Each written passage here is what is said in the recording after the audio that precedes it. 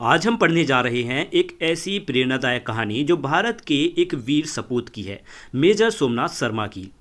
यह कहानी है साहस, देशभक्ति और बलिदान की, जिसने न सिर्फ हमारे तिरंगे को लहराए रखा बल्कि आने वाली पीढ़ियों के दिलों में देश के लिए जीने मरने का जज्बा भर दिया।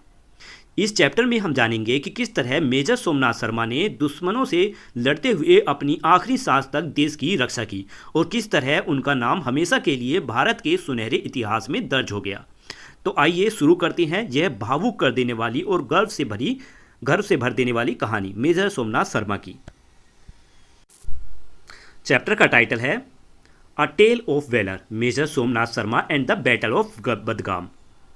लिखा है इसमें, this is a tribute to the valiant Major Somnath Sharma, India's first recipient of Paramvir Chakra, whose name is etched in the annals of history. Valiant का मतलब होता है साहसी यानी बहादुर। ट्रिब्यूट का मतलब होता है सम्मान या श्रद्धांजलि देना। तो यहाँ पर लिखा है कि यह बहादुर मेजर सोमनाथ शर्मा को एक श्रद्धांजलि है, जो भारत के पहले परमवीर चक्र यानी देश का सबसे बड़ा वीरता पुरस्कार पाने वाले व्यक्ति थे।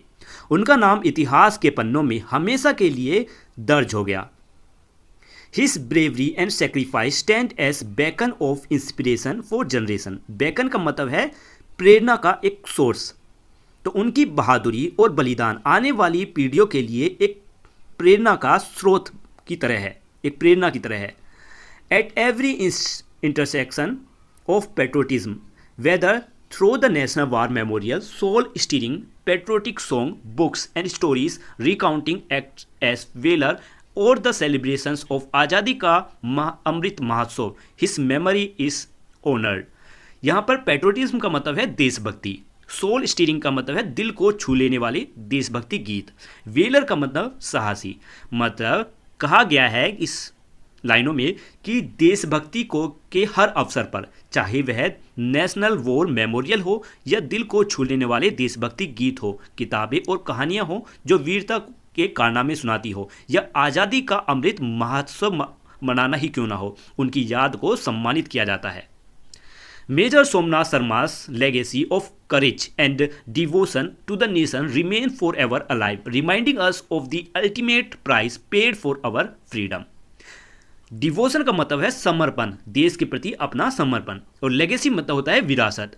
लिखा है कि मेजर सोमनाथ शर्मा की साहस और देश के प्रति समर्पण की विरासत हमेशा जीवित रहती है, जो हमें याद दिलाती है कि हमारी आज़ादी के लिए कितना बड़ा बलिदान दिया गया था। The serene Kashmir Valley, in the shadows of the majestic Himalayas, witnessed a tale of extraordinary heroism. And यहाँ पर मेजेस्टिक का मतलब है भव्य यानी सुंदर, और सीरीन कश्मीर वैली मतलब सुंदर शांत कश्मीर घाटी। एक्स्ट्राऑर्डिनरी का मतलब है असाधारण। लिखा है कि भव्य हिमालय की छाया में शांत कश्मीर घाटी ने असाधारण वीरता की एक कहानी देखी, और साथ में क्या देखा? Sacrifice to protect the integrity of Indian border. साथ में कश्मीर घाटी ने यह भी देखा कि भारत की सीमाओं को एकता और मजबूती की रक्षा के लिए कितना बलिदान दिया। The day began with the silence of a cold November dawn but ended with echoes of courage that served as an inspiration for generation to come. Echoes का मतलब है आवाज़ों का गूंजना, और इंस्पिरेशन यानी प्रेरणा। वह दिन ठंडी नवंबर की सुबह की सांझ से शुरू हुआ, लेकिन समाप्त हुआ साहस की गूंज के साथ, जो आने वाली पीढ़ियों के लिए प्रेरणा बन गई। This is the story of major Somnath Sharma and the brave man that he led on a mission to protect the Srinagar airport from falling into the hand of guerrilla force train and back by Pakistan. यह कहानी है major Somnath Sharma और उनके बहादुर साथियों की, जो एक mission पर थे श्रीनगर एयरपोर्ट को बचाने के लिए, ताकि वह पाकिस्तान द्वारा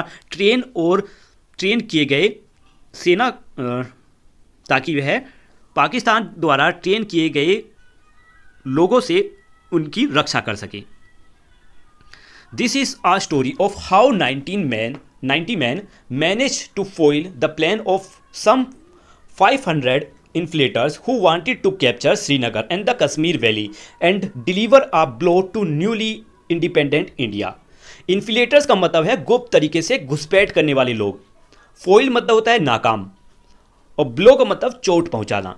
यह कहानी है कि कैसे 90 जवानों ने करीब 500 गुप्त तरीके से घुसपैठ करने वाले लोगों की योजना को नाकाम कर दिया, जो श्रीनगर और कश्मीर घाटी पर कब्जा करना चाहते थे और एक नए आज़ाद भारत को चोट पहुंचाना चाहते थे।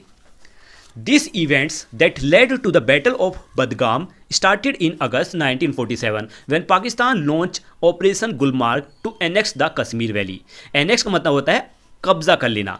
कि बदगाम की लड़ाई की शुरुआत अगस्त 1947 में हुई, जब पाकिस्तान ने कश्मीर घाटी को अपने कब्जे में लेने के लिए ऑपरेशन गुलमार्ग शुरू किया। This was in violation of an existing agreement with Hari Singh, the Maharaja of Jammu and Kashmir, who had committed Pakistan not to attack the state. Agreement यानी समझौता हुआ, वायलेशन यानी उल्लंघन, और कमिट मतलब वादा। यह पहले से मौजूद एक समझौते का उल्लंघन था जो जम्मू कश्मीर के महाराजा हरी सिंह और पाकिस्तान के बीच हुआ था, जिसमें पाकिस्तान ने वादा किया था कि वह कश्मीर के राज्य पर हमला नहीं करेगा। However, instead of honoring the commitment, the Pakistani army trained and equipped around 100 invaders who possessed deep knowledge of mountains, passes and the local terrain to enter Kashmir and take control of strategic location including the Srinagar airport.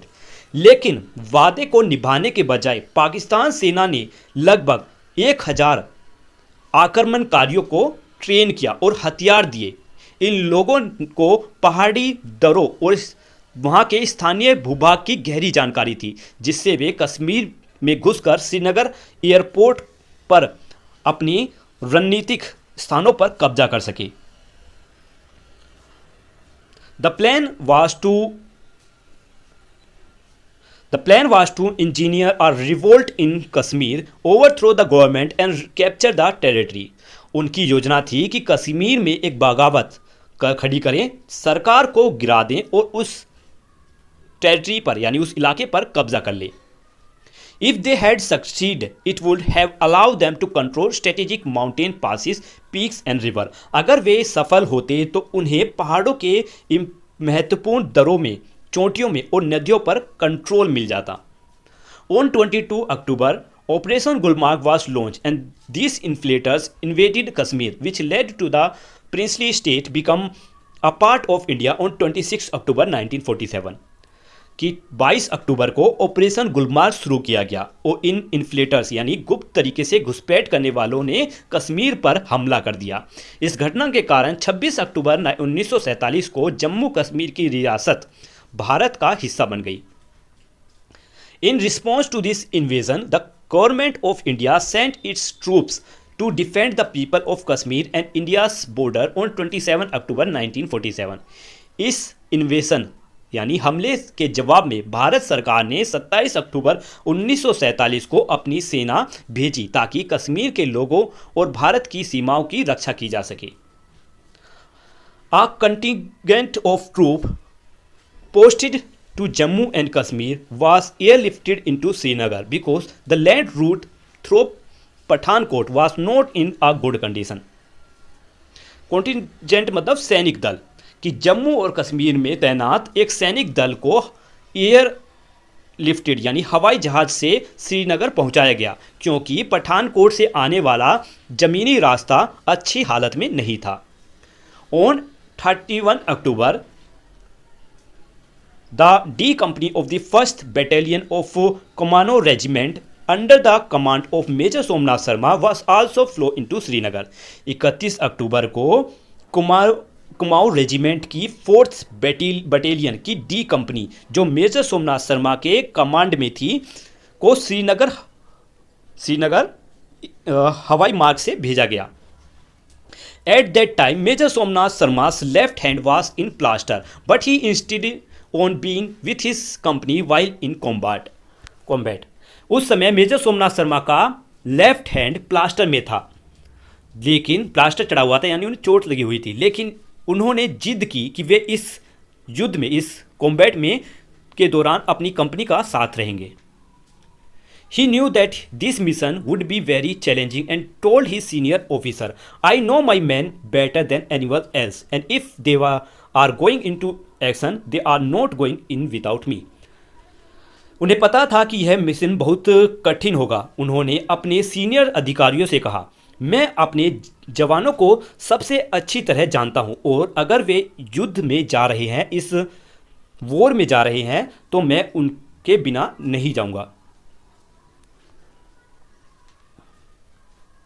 This word highlight his commitment to his man and his country.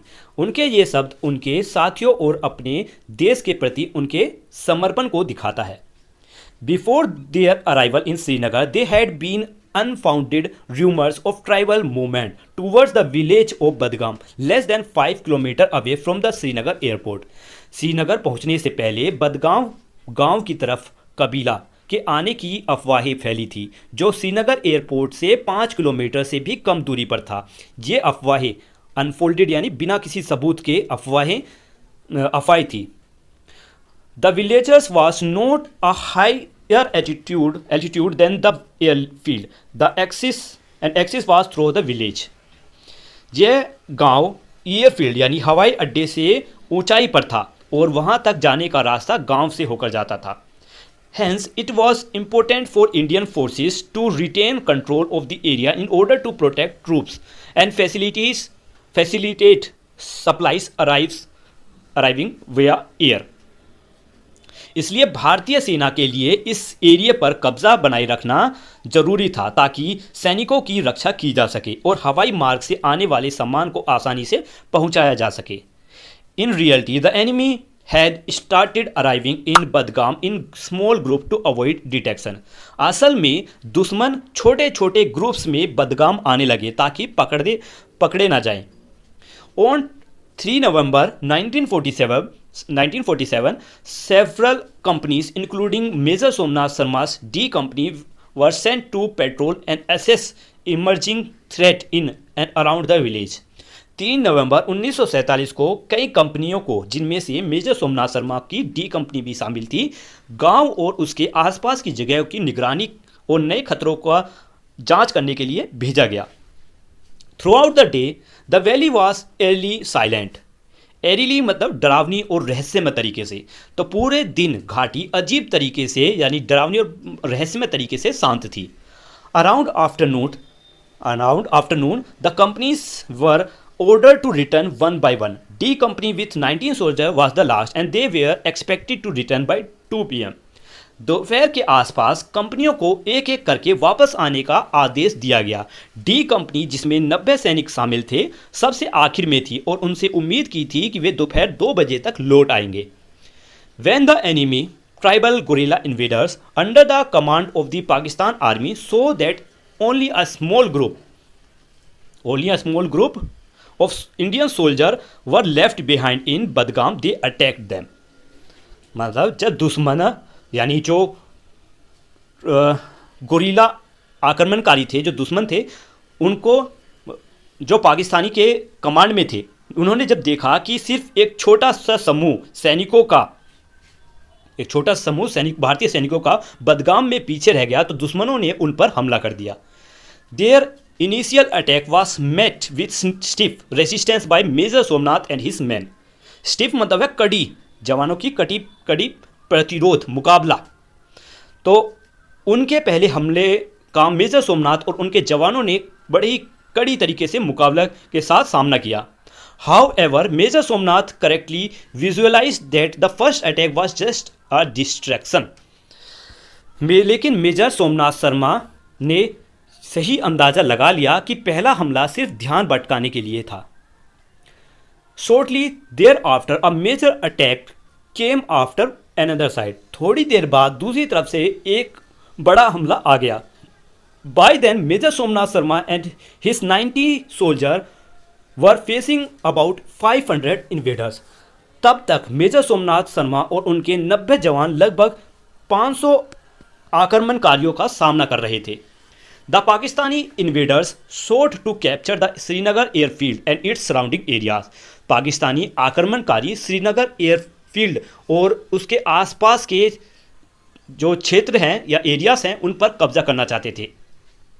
It was clear to Major Somnath Sharma that defending Srinagar to town, the airfield and the wider valley was indeed difficult until the reinforcement arrived. Major Somnath Sharma को साफ पता था कि जब तक reinforcement यानी और सेनाओं की टुकड़ी मदद के लिए नहीं आती तब तक श्रीनगर शहर, एयरफील्ड और पूरी घाटी की रक्षा करना बहुत मुश्किल होगा।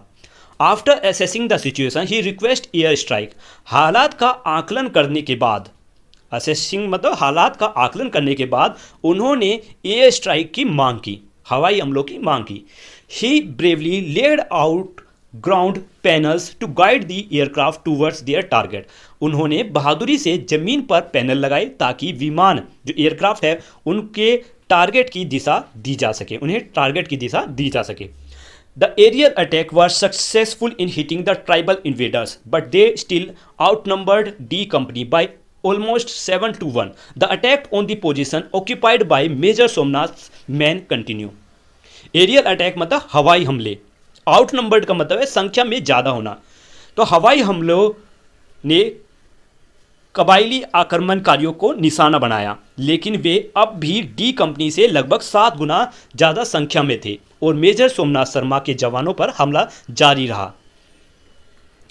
Vastly outnumbered and facing devastating fire, major Somnath Sharma and his man stood resolute. Vastly outnumber मतलब संख्या में बहुत ज़्यादा कम, डिवास्टेटिंग का मतलब है बहुत ज़्यादा नुकसान पहुंचाना और रिजोल्यूट का मतलब है अटल रहना। संख्या में बहुत कम होने और भयानक गोलीबारियों का सामना करने के बावजूद मेजर सोमनाथ शर्मा और उनके सभी जवान दृढ़ता से खड़े रहे। The air was thick with the sound of gunfire and the cries of battle, but Major Somnath Sharma voice cut through the chaos, urging his men to fight with tenacity and valor. Battle यानी युद्ध और chaos मतलब अफरा तफरी। हवाई गोलियों के आवाज़ और युद्ध की चीख पुकारों से भर गई। हवा जो है गोलियों की आवाज़ और युद्ध की चीख पुकारों से भर गई, लेकिन मेजर सोमनाथ शर्मा की आवाज़ उस अफरा तफरी, चाउस यानी अफरा तफरी को चीरते हुए अपने जवानों को प्रेरित करती रही कि वे टेनासिटी यानी दृढ़ता से और वेलर यानी वीरता से वहाँ पर उनके साथ खड़े रहे और लड़ते रहे। Despite heavy casualties and his own injuries, Major Somnath Sharma display unparalleled bravery. भारी हताश, कैजुअलिटीज मतलब भारी हताश और अपनी चोटों के बावजूद मेजर सोमनाथ शर्मा ने अनपैरेलल्ड यानी बेमिसाल बहादुरी दिखाई। He moved fearlessly through the battlefield, directing fire, filling magazine for his gunners and encouraged his men to hold their ground. वे निडर होकर युद्ध भूमि में घूमते रहे, गोलीबारियों का निर्देश करते रहे, अपने गनर्स यानी बंदूक चलाने वाले सैनिकों के लिए मैगजीन यानी गोली रखने के जो कंटेनर है उन्हें भरते रहे और अपने जवानों को अपनी जगह पर डटे रहने के लिए प्रेरित करते रहे, इनकरेज करते रहे। आगे है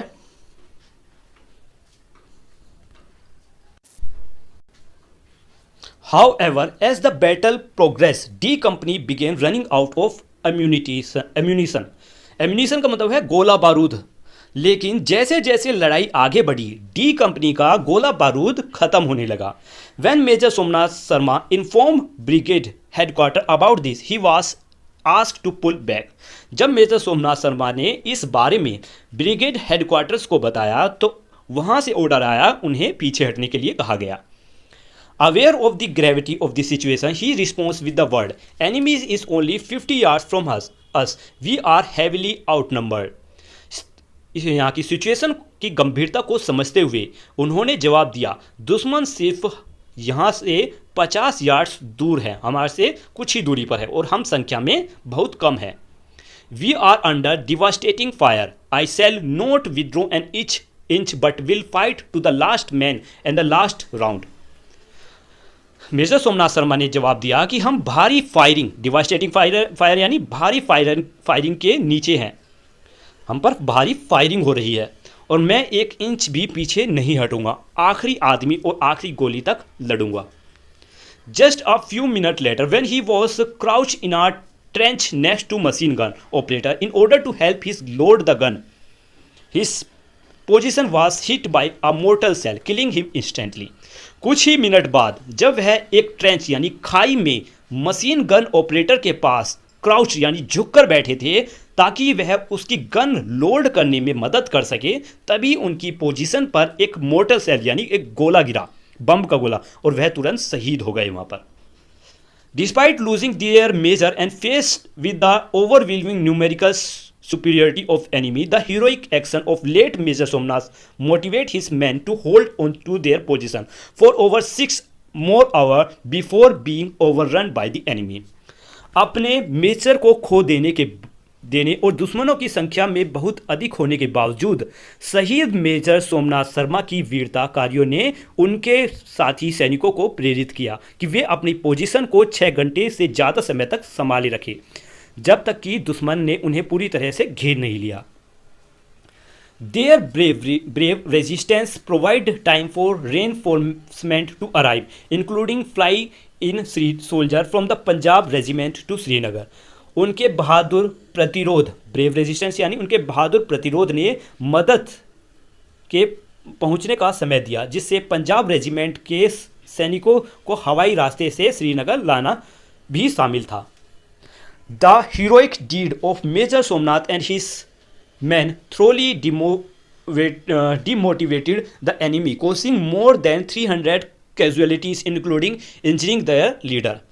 मेजर सोमनाथ शर्मा और उनके सैनिकों के वीरता कार्यों ने दुश्मनों का जो हौसला है तोड़ दिया, जिससे उनके 300 से ज़्यादा सैनिक मारे गए या घायल हुए, जिसमें उनका लीडर भी शामिल था. In many significant ways, D Company's sacrifice and Major Somnath's leadership saved Srinagar for India. कई मायनों में डी कंपनी के बलिदान और मेजर सोमनाथ शर्मा की लीडरशिप ने श्रीनगर को भारत के लिए बचा लिया. The 4 Kumaon battalion was awarded the Battle Honor Srinagar. 4 Kumaon battalion को बैटल ऑनर श्रीनगर का सम्मान दिया गया. Major Somnath laid down his life for the nation at the young age of 24. Major Somnath Sharma ने सिर्फ 24 साल की उम्र में देश के लिए अपनी जान न्योछावर कर दी, उनके देश के लिए शहीद हो गए. For this act of conspicuous bravery Major Somnath Sharma was awarded the Paramvir Chakra PVC. इस कॉन्स्पियस यानी असाधारण बहादुरी के लिए मेजर सोमनाथ शर्मा को परमवीर चक्र से सम्मानित किया गया. His citation reflect his heroism, patriotism and courage. उनका किटेशन यानी सम्मान पत्र उनके वीरता, देशभक्ति और साहस को दर्शाता है. He was the first recipient of PVC awarded posthumously for gallantry and supreme sacrifice. वह परमवीर चक्र पाने वाले पहले व्यक्ति थे जिन्हें यह सम्मान उनकी बहादुरी और सर्वोच्च बलिदान के लिए दिया गया. We have delved into how the events of 3 November 1947 play out. हमने डिटेल में देखा कि 3 नवंबर 1947 की घटना कैसे घटी. It is also worth knowing more about the early life of major Somnath and the event that led him to make the ultimate sacrifice for the nation. ये भी जानना जरूरी है कि मेजर सोमनाथ का शुरुआती जीवन कैसा था और कौन सी घटनाएं थी जिनकी वजह से उन्होंने देश के लिए अपनी जान की कुर्बानी दी. लिखा है कि born on 31 January 1923 in the picturesque town of Dadh in Kangra, Himachal Pradesh, Somnath Sharma belong to a family with a rich military legacy. 31 जनवरी 1923 को हिमाचल प्रदेश के कांगड़ा जिले के सुंदर कस्बे दद में जन्मे सोमनाथ शर्मा एक ऐसे परिवार में से थे जिनकी स्ट्रॉन्ग मिलिट्री लेगेसी थी, यानी उनके परिवार भी मिलिट्री में काम कर चुके थे.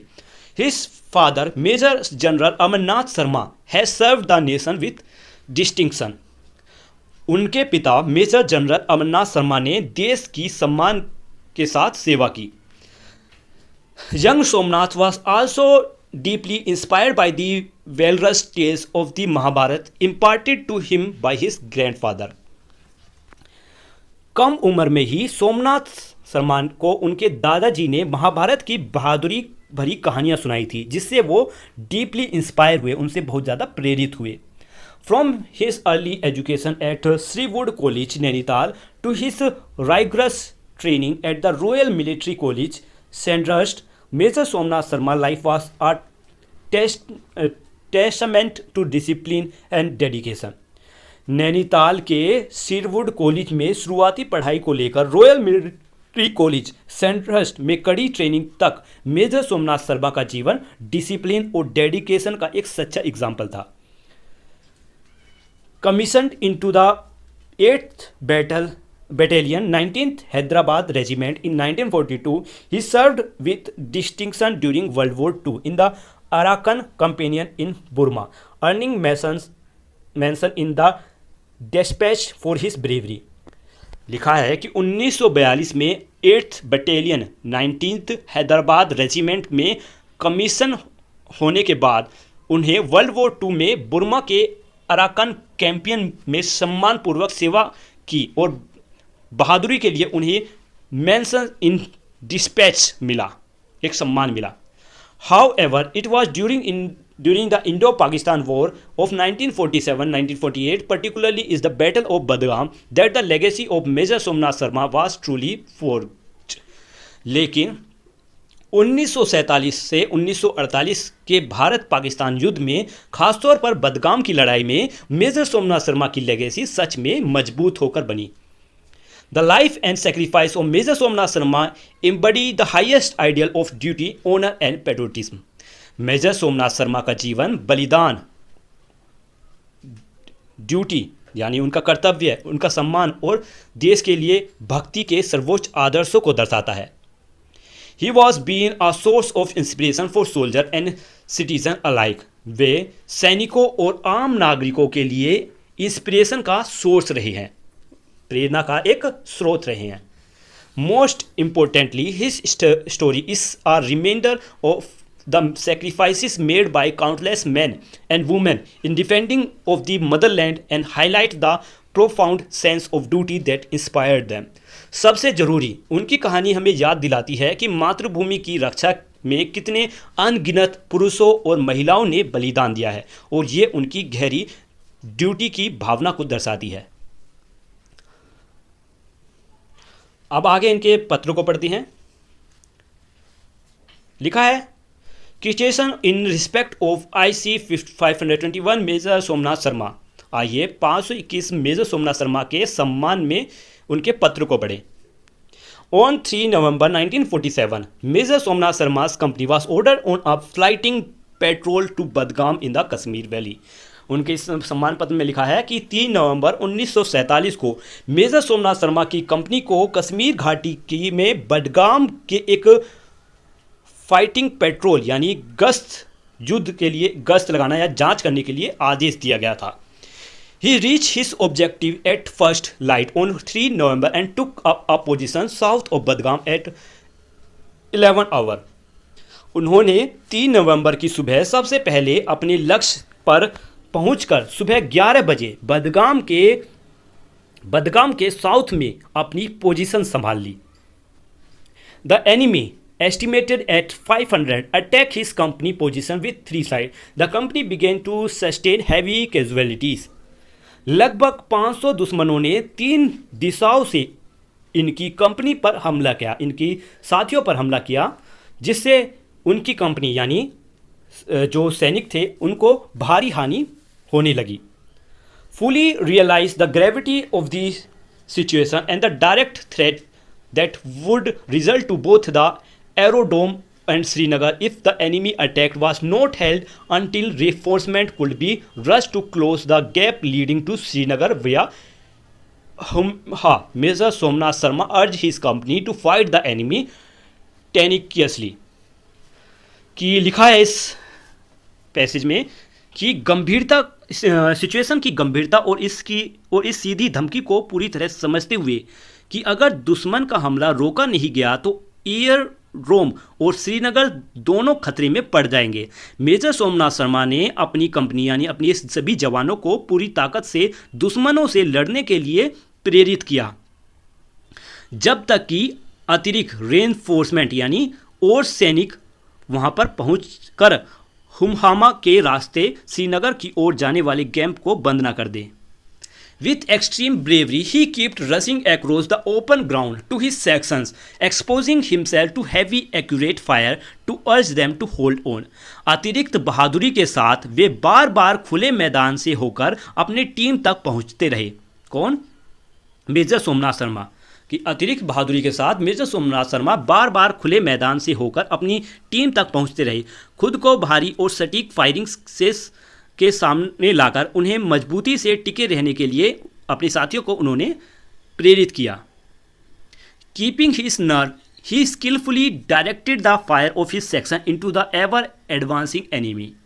अपना धैर्य बनाए रखते हुए उन्होंने बड़ी कुशलता से अपनी सेक्शन की फायरिंग, अपने जवानों की फायरिंग को लगातार आगे बढ़ते दुश्मनों की ओर निर्देश किया। मतलब उन्हें बताते रहे कि किस तरफ या कब उन्हें फायरिंग करनी है। He repeatedly exposed himself to full fury of enemy fire and laid out cloth strips to guide our aircraft into their target in full view of the enemy.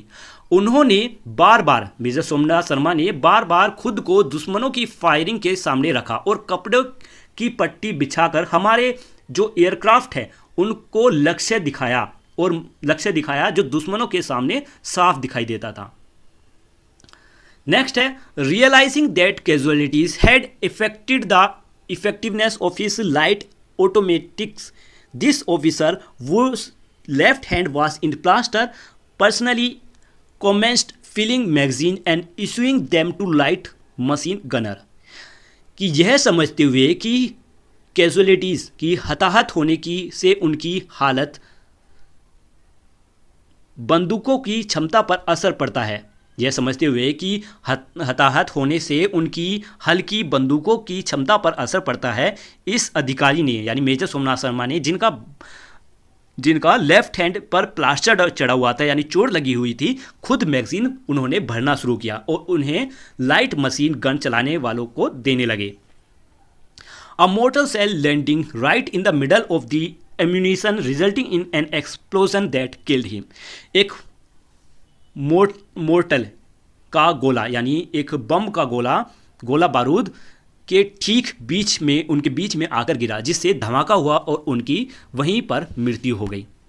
Major Somnath Sharma company held into its position and the regiment withdrew only when almost completely surrounded.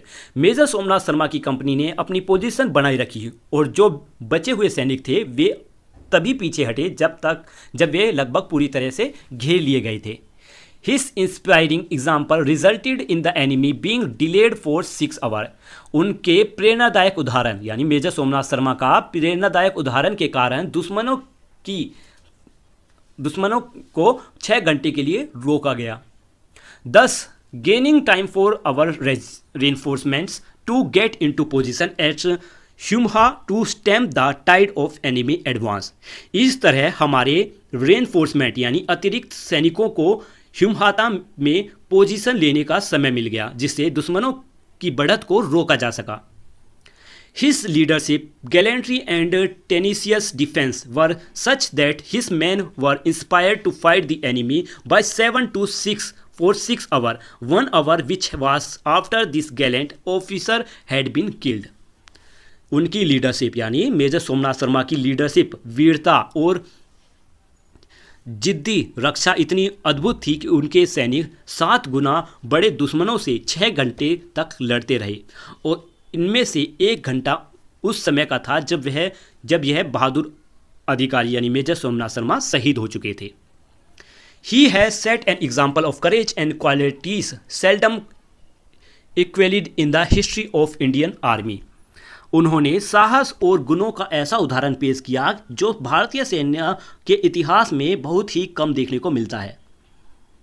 Last page में लिखा है, In the quiet of the Kashmir Valley, where the echoes of D Company's battle with infiltrators have long since faded, the story of Major Somnath Sharma remains a beacon of courage. Beacon यानी एक प्रतीक कि कश्मीर घाटी की शांति में जहां D company की घुसपैठियों से हुई लड़ाई की गूंज अब बहुत समय पहले ही धीमी पड़ चुकी है, वहाँ मेजर सोमनाथ शर्मा की कहानी साहस और बलिदान का एक प्रतीक बन चुकी है, यानी वहाँ लोगों को सुनाई जाती है।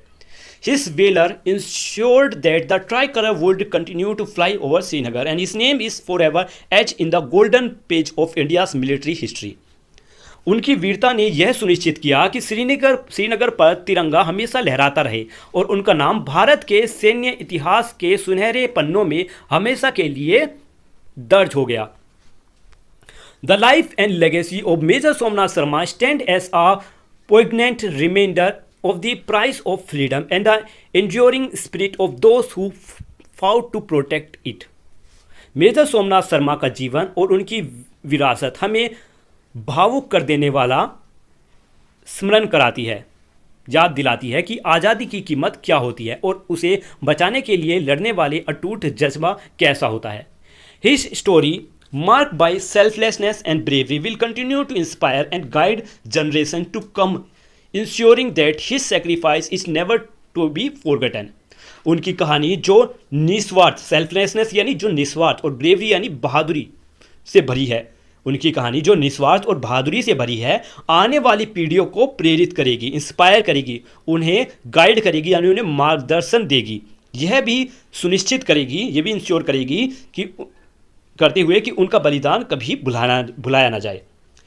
His name is etched on the honor wall of National War Memorial. उनका नाम राष्ट्रीय युद्ध स्मारक नेशनल वॉर मेमोरियल की ऑनर वॉल यानी दीवार पर मतलब लिखा गया है।